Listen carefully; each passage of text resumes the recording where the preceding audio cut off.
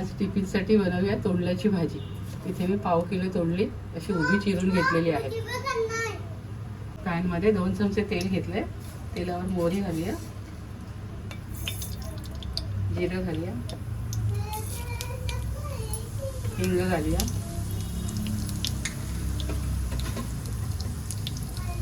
लसूण घालूया,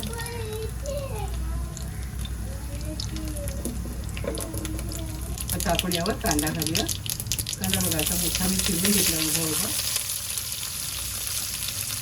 कांदा लालसर भाजून घेऊया।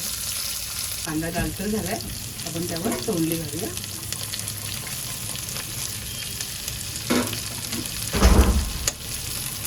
तिखट, हळद आणि थोडा गरम मसाला घालूया।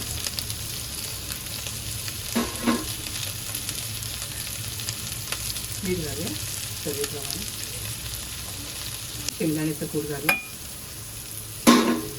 कोथिंबीर घालूया,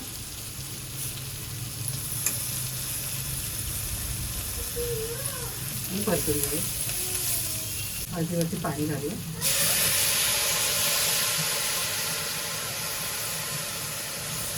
आणि एक शिट्टी घालूया भाजीला फक्त। कुकरची एक शिट्टी झाली आहे बघा। एका शिट्टीत भाजी किती मस्त झाली आहे बघा, एकदम भारी झाली आहे।